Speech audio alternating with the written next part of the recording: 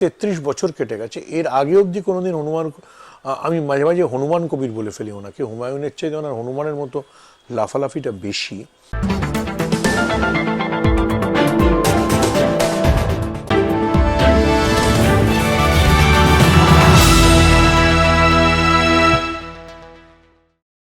বাংলার রাজনৈতিক বিশেষজ্ঞ নির্ভীক আওয়াজ সুমন চক্রবর্তী হুমায়ুনকে বললেন হনুমান।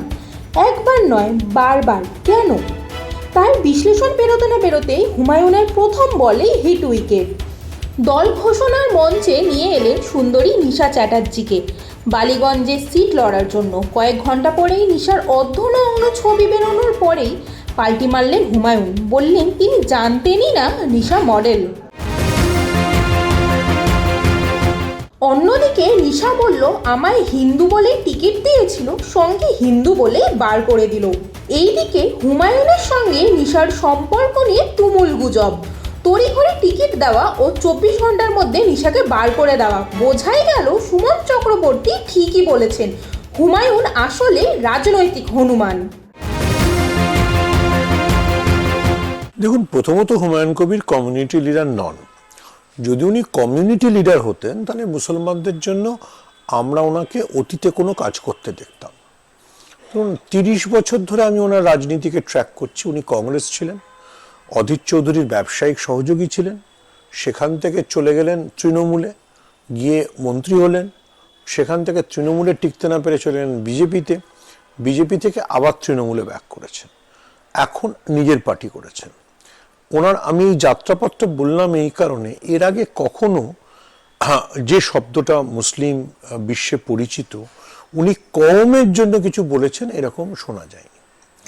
কওমের জন্য যদি কেউ বলে বা মুসলিম কমিউনিটি যদি কেউ লিডার হতে চায়, সে কখনো বিজেপির সঙ্গে যাবে না। বা এবারও ওনার যে রাজনীতিটা সেটা তো মূলত বিজেপিকে বেনিফিট করার একটা চেষ্টা।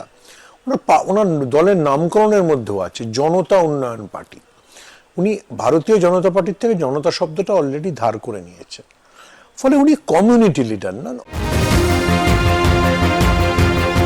প্রাইমারি এজেন্ডাটা খুব পরিষ্কার, মানে সেটাতে উনি খুব একটা, অনেকে হয় না ক্যামোফ্লেজ করে, উনি সেই ক্যামোফ্লেজ করছেন না, রাগঢাক ছাড়াই করছেন।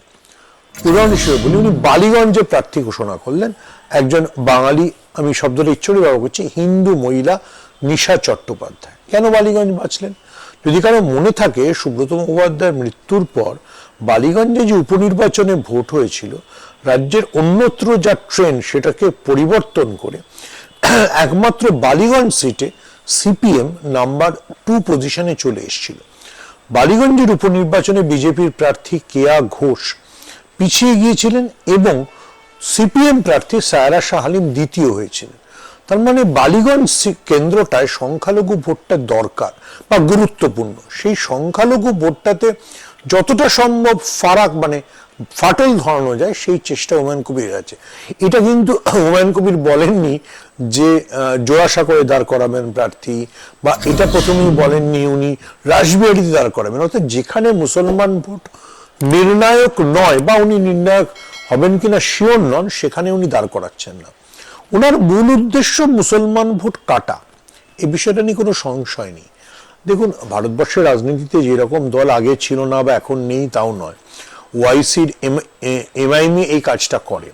ওয়াইসিকে ভোট কাটুয়া বলেই ধরা হয়, যার জন্য বিহারের নির্বাচনের সময় কংগ্রেস এবং আরজেডি, যারা তথাকথিত আবার ধর্মনিরপেক্ষ দল, তারা ওয়াইসিকে খুবই আক্রমণ করেছিল। ওয়াইসির সঙ্গে তেলেঙ্গানাতেও কংগ্রেস অনেক সময় জোট করে না। ফলে ওয়াইসি যে কাজটা করবার চেষ্টা করেন, সে কাজটা এখন পশ্চিমবঙ্গে হুমায়ুন কবির করবার চেষ্টা করছেন।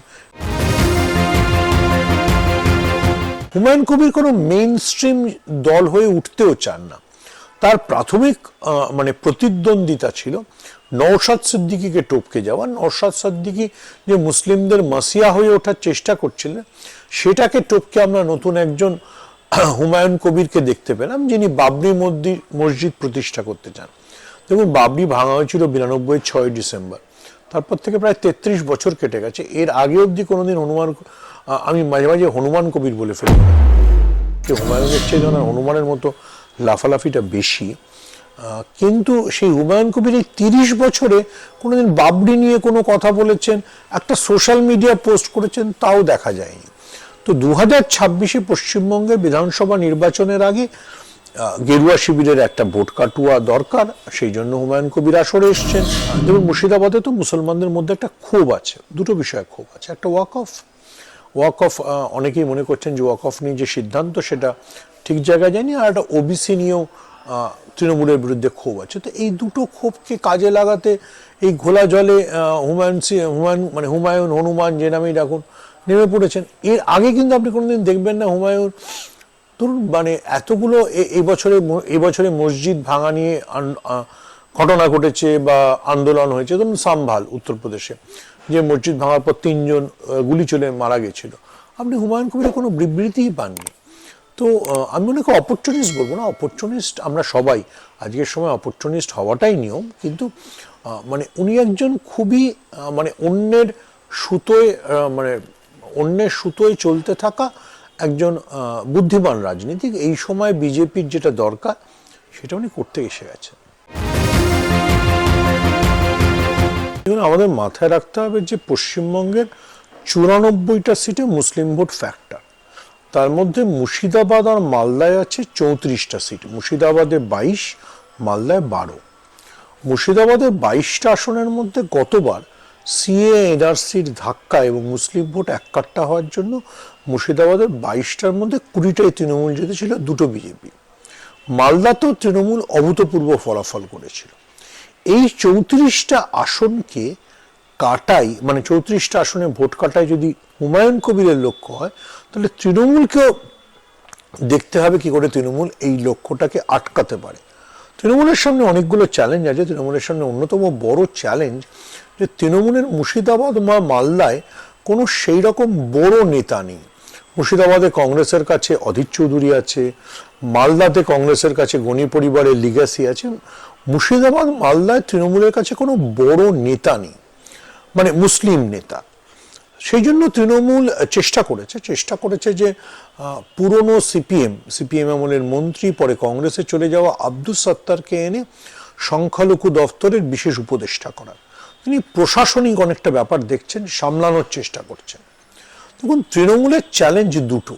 তৃণমূলের যে ভারসাম্যের রাজনীতি, সেই ভারসাম্যের রাজনীতি তৃণমূল কতটা রক্ষা করতে পারবে। তৃণমূলের যে ভারসাম্যের রাজনীতিতে মুসলিমদের মধ্যে যে ক্ষোভ তৈরি হয়েছে, যে ওয়াক অফ নিয়ে কি হলো, মুসলিমদের মধ্যে যে ক্ষোভ তৈরি হয়েছে ওবিসি নিয়ে কি হলো, সেটা তৃণমূলকে অ্যাড্রেস করতে হবে, সেটা তৃণমূলকে মোকাবিলা করতে হবে। দ্বিতীয়টা বিষয় হচ্ছে যে যেহেতু তৃণমূলের গায়ে একটা ট্যাগ বিজেপি বারবার লাগিয়ে দেওয়ার চেষ্টা করেছে যে তৃণমূল একটা সংখ্যালঘু তোষণকারী দল, সেইটা থেকে বেরোনোর জন্য তৃণমূল মরিয়া হয়ে দীঘায় জগন্নাথ মন্দির, শিলিগুড়িতে মহাকাল মন্দির, নিউ টাউনে দুর্গা অঙ্গন, বিভিন্ন ধরনের হিন্দু মন্দির প্রতিষ্ঠাতেও চলে গিয়েছে। ফলে এই দুটোর যে টানা পড়েন সেটা তৃণমূলকেই ম্যানেজ করতে হবে। এবার এক্ষেত্রে মুসলিমদের মধ্যে একটা মনোভাব তৈরি হচ্ছে যে তুমি এত যদি মন্দির তৈরি করো, মহাকাল মন্দির বানাচ্ছ, দীঘার জগন্নাথ মন্দির বানাচ্ছ, তাহলে একটা বাবরি মসজিদ হলে অসুবিধে কিসে? এই একটা মনোভাব অবশ্যই মুর্শিদাবাদের মুসলমানদের মধ্যে তৈরি হয়েছে, যেটা সুফল আপাতত বা যেটা ডিভিডেন্ড আপাতত হুমায়ুন কবির নিতে চাইছেন। দেখুন, এটারও আবার পয়েন্ট কাউন্টার পয়েন্ট আছে। হুমায়ুন যে জনপ্রিয়তাটা পাচ্ছেন, হুমায়ুনের দিকে যে লোকের ভিড় করছে, তার তো এইটা কারণ যে মুসলিমরা মনে করছেন যে এতগুলো মন্দির হচ্ছে, আমরা কেননা মসজিদ বানাতে পারবো না।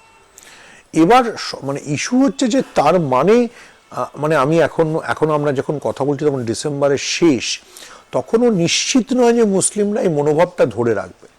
কারণ বিজেপি যত হাই পিচ হবে, বিজেপির প্রচার যত তীক্ষ্ণতার দিকে যাবে, তখন মুসলমানরা মনে করতে পারে না ঠিক আছে, মন্দির মসজিদ তো পরে হলেও এরা তো আমাদেরকে নাগরিকত্বই ছিনিয়ে নেবে, আমরা কোথায় যাব? সেই বোধ থেকে মুসলমানরা তৃণমূলের দিকে একজোট হয়ে যেতে পারে, যেটা 2021-এও হয়েছিল। সেটা হওয়ার একটা হিউজ চান্স আছে। তাহলে কিন্তু যে গেম প্ল্যানটা নিয়ে বিজেপি এগোচ্ছে সেটা হবে না, বরঞ্চ সেক্ষেত্রে হুমায়ুন ব্যাকফায়ার করে যেতে পারে। যদি মমতা বন্দ্যোপাধ্যায় সার্থকভাবে Mamata Bandyopadhyay is a very good communicator, তিনি যদি এটা কমিউনিকেট করতে পারেন নিচের লোকদের, মানে মুসলমান জনসম্প্রদায়ের কাছে, যে মানে মন্দির মসজিদ এইসব বিতর্ক বা আমি ওবিসিটাও কিছু একটা ভাবে বুঝছি, তোমরা যদি আমাকে এই মুহূর্তে সমর্থন না করো তাহলে পশ্চিমবাংলায় বিজেপি এসে যাবে, তাহলে তোমরা বেনাগরিক হয়ে যাবে। যেহেতু একটা SIR এর থ্রেটও তো কনস্ট্যান্ট মুসলিম ভোটারদের উপর ঝুলছে। ফলে যদি মমতা বন্দ্যোপাধ্যায়টা কমিউনিকেট করতে পারেন, তাহলে আবার হুমায়ুনের যে গেম প্ল্যান, অন্তত মুর্শিদাবাদের 22টা আসনের মধ্যে 10টা আসনে তৃণমূলকে হারিয়ে দেওয়া, অবশ্যই তাতে কংগ্রেসকে ওনাকে জোটে নিতে হবে, তাতে ওনাকে জোটে নিতে হবে ISF-কে, তাতে ওনাকে জোটে নিতে হবে MIM-কে নিয়ে যদি উনি এটা করতে চাইছেন, তাহলে সেটা কিন্তু আবার ধাক্কার মুখে পড়ে যাবে। এখনো 4 মাস আছে। হুমায়ুন একেবারে ঠিক সময়, মানে December is a perfect time for ইলেকশনের আগে এটা পুরোটা লঞ্চ করেছেন। এবং বাংলার ক্ষেত্রে মুসলিম ভোট তো গুরুত্বপূর্ণ। আমি মুর্শিদাবাদ মালদায় বলছি, উত্তর 24 পরগনা, নদিয়া, হাওড়া, এই সমস্ত জায়গাতেও মুসলিম ভোট নির্ণায়ক শক্তি। আমার ধারণা যে হাওড়া এখনো অবধি খুব একটা তৃণমূলের শক্ত জায়গাতেই আছে। উত্তর 24 পরগনার মুসলিম ভোটটাও মমতা বন্দ্যোপাধ্যায় অনেকটা সংহত করে আনতে পেরেছেন। যদি আমরা দেখি, মমতা বন্দ্যোপাধ্যায় আবারও বক্তৃতায় বলেছেন মুসলিম এবং মতুয়াদের সঙ্গবদ্ধ হতে হবে, কারণ উত্তর 24 পরগনায় 7টা আসনে মতুয়ারা শক্তিশালী, মানে বনগাঁ ডিভিশনে, আর বাকিগুলোতে মুসলিম ভোট ফ্যাক্টর।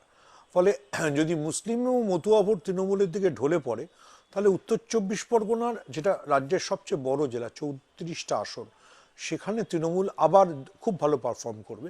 মমতা বন্দ্যোপাধ্যায় আমার ধারণা প্রাথমিকভাবে উত্তর 24 পরগনাকে মেরামত করার চেষ্টা করছেন। হাওড়া নিয়ে ওনার খুব একটা টেনশন নেই। Murshidabad Malda is a factor, definitely factor, 22-12-34টা সিট। সেখানে হুমায়ুন কি করতে পারেন, সেটা অবশ্যই আমাদের নজর রাখতে হবে।